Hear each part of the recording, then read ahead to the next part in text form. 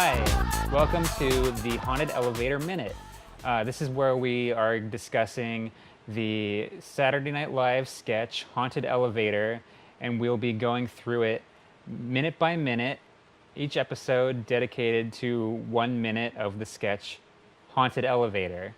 I did this because I think it's still somewhat fresh, like in our minds. It only happened a few weeks ago, and I know there's been a lot of positive response to the related sketches. There's the Sweaty Balls Minute. There was the You Like the Sauce Minute, where they examined that every minute or so. The Macon Casties. Yeah, exactly. And so I figured that we would be the best authority in discussing each minute of this sketch in terms of the history of filmmaking and just the approach that it took to make that sketch.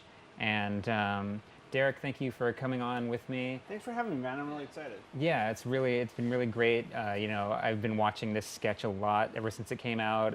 There's a lot to pick apart in the sketch, and I definitely saw it like when it came out. Yeah, so I just wanted to talk about that really quickly. I mean, do you remember where you were when you first watched the Haunted Elevator, aka the David Pumpkins debut? I think I was at your house, and you said, "Hey, check this out." You put it on, and we watched it. Yeah, I think it was really funny, and I think we all had a really good time. I know you haven't seen it as many times as I have, so I've had a little bit more time to prepare and sort of dissect it. But let's just get right into it. I've got it loaded up here, and if you're watching at home, you can sort of cue it up yourself and follow along with us. We're only going to be discussing the first minute in this episode, but there's a lot to discuss, I can assure you. Let's just get right into it here.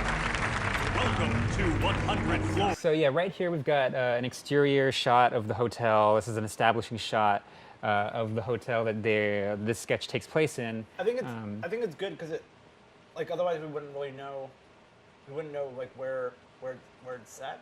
Yeah, and I think it's hard to tell at first, but you can tell that the signs were digitally placed onto this set, and I didn't really catch that at first, but I think after a couple of viewings, you can tell. And they're working on a budget, but I think it works and it's really effective. Yeah, I'm sure the SNL has got pretty good digital guys. I think it would be hard to find a specific hotel that has a sign that says 100 floors of fright.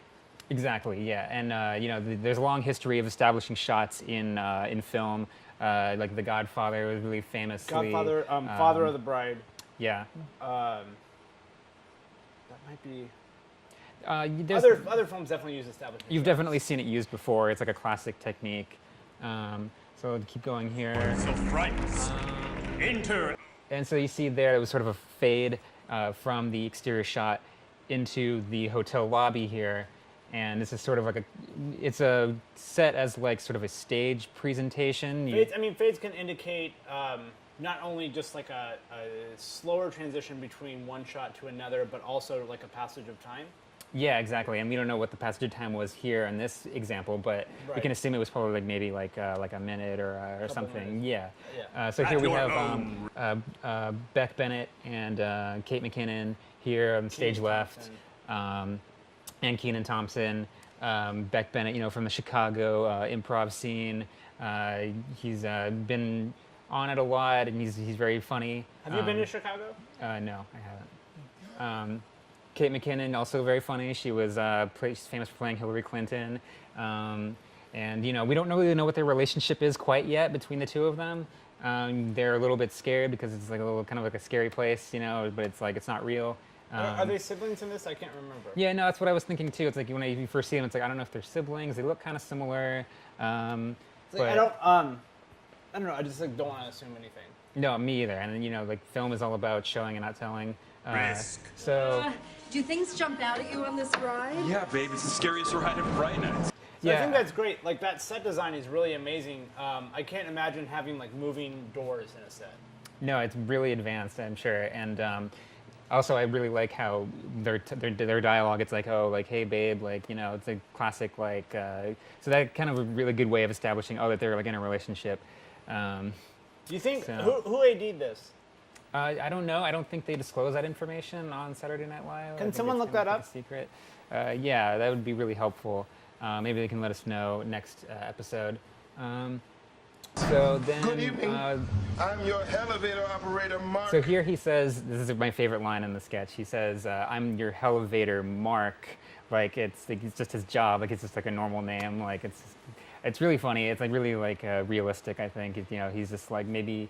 I don't know. Maybe he's just like it's like his job. It's like you would think that like a elevator operator's name was like Ignatius. Or something like that. Yeah, like an old Something classic. gothic. Yeah, like a Alfred or something. But you know, it's just Mark. Now, please hold on as this ride goes bump in What I the love about night. SNL Ooh, don't make fun of me. is like What do you love about SNL? If you had to pick like one thing. it's like the performance of Kenan Thompson insinuates that Mark has a greater life. Yeah. Like Mark could be going back to school. He could have 3 kids at home. Mm-hmm. I don't know. I think that's a beautiful thing. That's like really amazing that they managed to capture that every week. Yeah. You know, one thing I wanted to point out was that when they're entering the elevator back here, well, you can't quite see it here. Well, I but can't see it. Anyway, there are 2 chairs inside of the elevator, and there's a big. Chairs are very important in filmmaking. They sort of tell you a lot about the character, like what kind of a chair he sits in. Semiotics would say that like in the American dichotomy, a woman is on the left, a man is on the right. SNL does play that out in traditional American cinema, right? Yeah, exactly. In here, you know, the chairs, they're still appropriate to the scene, but they kind of serve a greater purpose here, and I'll fast forward it a little bit. You'll notice they sat in the chairs, but they disappear behind them, and they serve the purpose in that they fit the scene, but they sort of disappear because they're not really the focus of the sketch. I want to Yeah, comment just a little bit.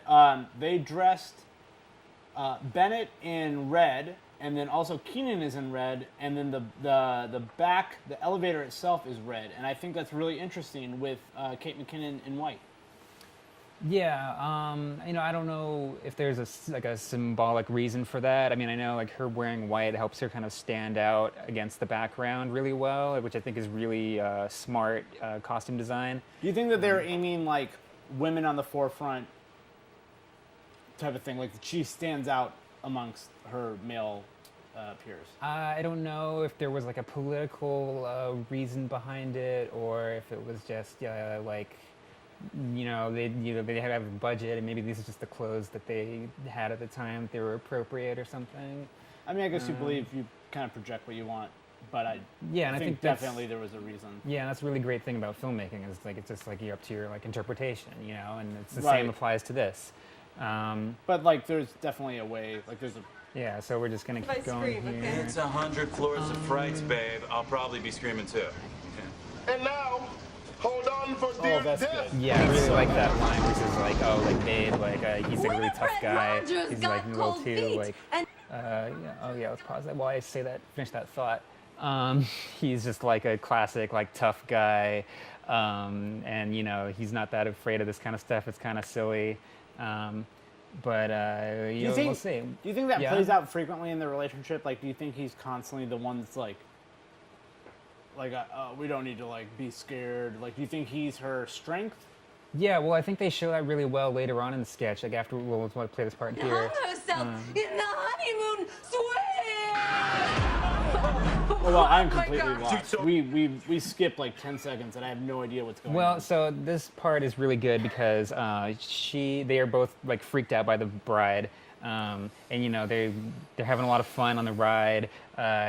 He says, you know, like, oh, you were so scared, and like they were like both kind of like, oh, like no, you were scared and you totally jumped. And I think that's like it tells a lot about like their relationship between the two of them is that you know they kind of probably make fun of each other a lot. They've probably been dating for a while. What I love about that is that the bride mentions that she hung herself in the honeymoon suite, and that implicates a bigger reality. It's really great when you have a filmmaker that has a small shot. Like you have only so much you can pack into one frame. Yeah. But then the implication is that it's this massive reality. Yeah, I can definitely It's a see whole world outside of this. Yeah, there's 100 floors of frights. I can definitely see her like being someone who checked into this hotel, which they still haven't really established if this is like a ride or if this is like actually haunted.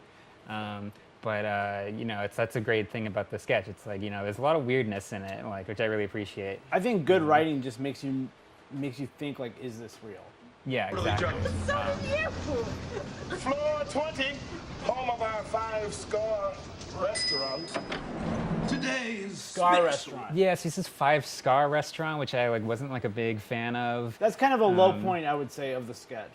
Yeah, I think it's a little confusing. I think I would have probably said something like five scare restaurant or Five something. spook restaurant. Yeah, like Both some work. Yeah, I don't know. I don't know what they were thinking with that line. That's probably my least favorite part of the sketch, honestly. I don't know. It's pretty dark. Your head! That was my head. I don't know. I feel like that also, like, saying your head, like, how would they know? Did they cast that mannequin head as she was coming in? I don't know. It kind of takes me out of the world a little bit. Well, so right after that part, if you keep watching, she mentions that that looks like my head. Like, is that why they took a picture of us when we came in? And like, I haven't gotten this far, actually. Okay, yeah, I know you had to I think you had to go to the bathroom or something when we were watching it, but it makes a lot of sense if you watch it again. Okay. So How many times have you seen this? Probably 48 times, I think, since then. Which I mean, it still holds up. So we're just about at the minute mark, and we haven't gotten to the man himself yet, the star of the sketch, but we will get to it next time on the next episode. Derek, do you have any last closing thoughts on this first minute of Haunted Elevator? I'm just grateful that in these trying times, SNL exists. I am too. I think this was a really good sketch. I think it's worth discussion. I think people at home, there's a lot to talk about amongst people that you're around, and